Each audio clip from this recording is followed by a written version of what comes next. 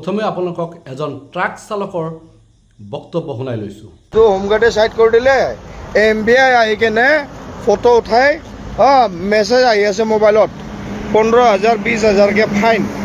কোনে দিব? কোনে ক'ৰ পৰা পাব? মানুহে কি কৰি খাব? নিজৰ পৰিয়ালটো চলাই নিয়াৰ কাৰণে যিকোনো কষ্ট কৰিবলৈ কিন্তু মানুহ আজি প্ৰস্তুত।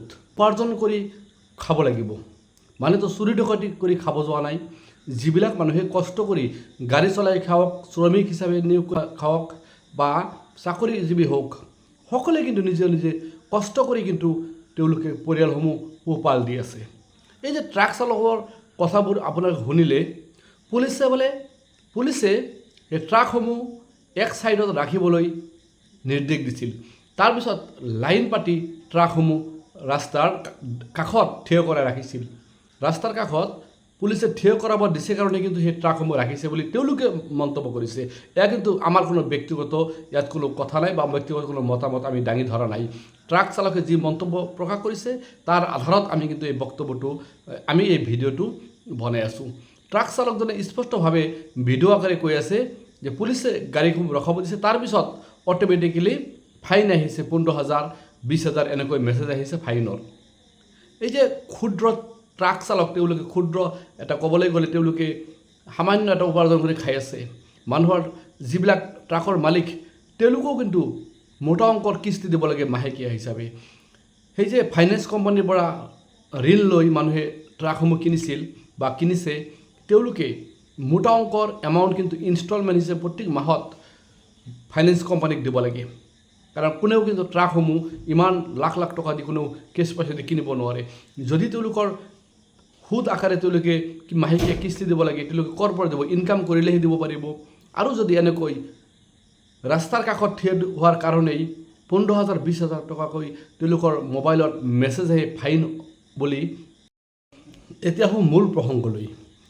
এই যে ট্ৰাক চালকসমূহক যিধৰণে ফাইন কটা হৈছে, যদি সঁচাকৈ এই ট্ৰাক চালকসকলে সামাজিক মাধ্যম যোগে যি মন্তব্য প্ৰকাশ কৰিছে বা যি অভিযোগ আনিছে, যদি সঁচা হয় তেতিয়াহ'লে কিন্তু খুব ভয়ংকৰ কথা। পুলিচে ৰাস্তাৰ দাঁতিত গাড়ীসমূহ ৰখাবলৈ নিৰ্দেশ দিছে, তেওঁলোকে ৰখাইছে।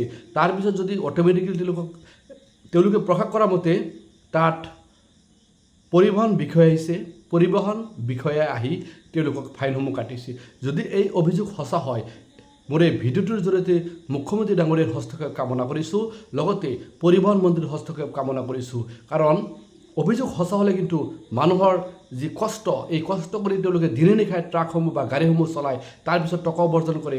আৰু এনেকৈ মাত্ৰ পথৰ দাঁতিত থিয় হোৱাৰ কাৰণে যদি এনেকৈ তেওঁলোকক 15,000 20,000 ফাইন কটা হয়, তেওঁলোকক কিন্তু পৰিয়ালসমূহক ধ্বংস কৰি দিয়া হৈছে।